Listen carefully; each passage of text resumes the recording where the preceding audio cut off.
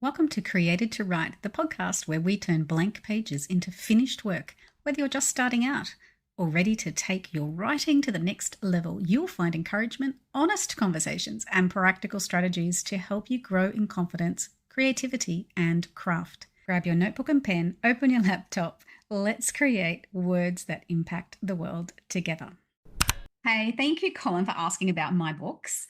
I used to support Mercy Ministries. They aren't in Australia anymore. I'm not sure if they're still going over there. And they support young girls who've run into some trouble and help bring them out of that. And I read their stories and I wondered what would have happened. This girl looked like she had a pretty okay upbringing, and then she just ends up in this dark, dark place. And it almost came to me like a dream, like a vision from the Lord, to write about this girl called Stephanie. And that became spiraling out of control.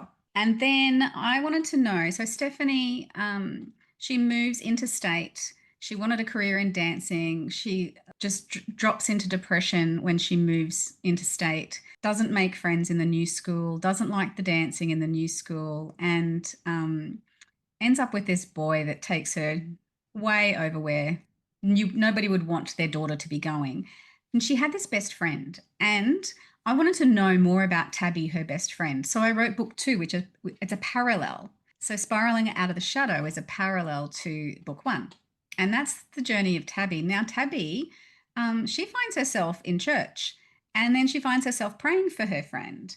And she has her own struggles of wanting to be like her best friend, but wanting to find herself as well.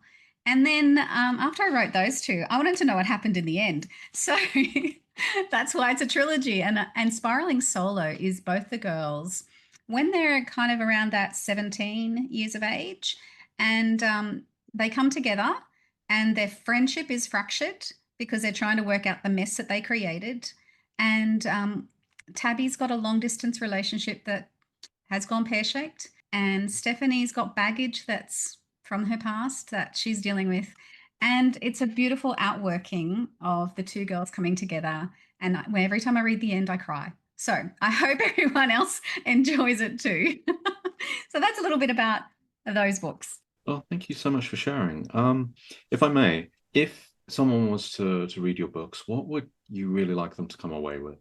Whether they're a parent, whether they're a child, Yeah. whether they're someone the same age as your heroines. So I wrote it with the thought that everyone is one decision away from going down the wrong path. And that path can be corrected at any time with making one decision that's going to lead you back. And so any young person reading it to know that they can make another decision. Today's a fresh day. You can come back into the better path. Anyone else reading it that is leading a great life and having it, everything's wonderful, have your eyes open for the person who's on the edge and show grace, and let's just let them know they're loved and they can come back in and their sins are forgiven and they're loved. That's pretty much what I want people to see through reading the books. That's my hope. And that people are kept awake at night because they're page turners. I like hearing, I couldn't put it down. Yeah, so YA Contemporary, and they're at Barnes & Noble. They're on Amazon. At the moment, they are just a physical book, not ebook. Hoping my publisher comes out with an ebook soon. And I hope you enjoy them. So thank you for asking me that.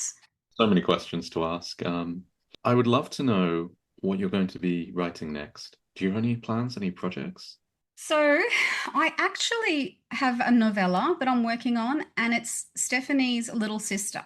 She was the pesty little sister, a little 10-year-old in the first book. Now she's grown up, and I wanted to know what happened to her too. So, of course, I had to write her story. It's not as long, and we also then get a snippet into after book three. So we get a snippet into the future a little bit more with that one when I bring that out. And I'm working on a novel, I think I'll call it Follow, and it's about two teenagers. It's based here on the Gold Coast of Australia, and they find themselves going to parties and smoking pot on every Thursday night, which is something they've never done, and they've just started doing it.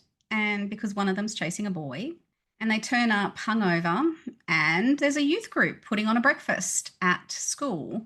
And one of them becomes really good friends with the leader, but the leader might not be all she says she is. And it's about, well, who do you follow? When do you follow them? What do you follow? So That I'm sounds actually having a lot awesome. of fun writing that one. They're in chaos. They got to get out of their chaos sometime soon. It does sound like you've fallen for the trap which pretty much every writer I know has fallen into. But I want to know their story. I want to know their I want to story. know their story. Yes, it will I, spawn countless books. I have to know. I see Yeah. somebody. That's where I get all my ideas from. I see someone and go, how did you end up there? How did you make that decision? What? And now I got to write it. I'll create it for you. Mightn't be the one that they went through, but it's. And this book. Let me tell you about this book. This is actually the favorite book that I've written. It's called Sink, Drift, or Swim, and it's a verse novel. So it's written in verse, but it is a novel, and it's based on a true story of some friends. It was a dad and son went fishing, and a storm came up, and their boat sunk, and not everybody made it home. And this is a dad and daughter story. That happens in this story. They go out in a boat, and not everyone makes it back. So it's an outworking of a large messy family. Not that the real family was messy; they're a beautiful family, but this is a large messy family, and yeah, the being stuck out in the ocean for a couple of days, and what that might look like. I love it. I devour it every time I read it. Well, it's so important that you enjoy your own work. That's something that, as an author, as a writer, I find to be absolutely imperative. If you can't enjoy your own work, then I think there's something wrong. Yeah, yeah, I agree. And if it doesn't make me laugh or cry, and it's just kind of amusing, or then the reader's going to find it boring. Like it has to really have me emotional when I put it down for a month or two and pick it back up again. Well, that's some really good advice right there. Thank you. This has been fun, Colin. Thanks for Awesome. hanging out. Always happy to. Thanks for hanging around till the end. If you've enjoyed today's episode, I'd love for you to leave a review and share the podcast with a friend. And while you're at it, jump into your favourite bookseller site and leave a review of a book you've loved reading. Until next time, keep reading, keep writing, and always remember you were created to create, and perhaps you were created to write.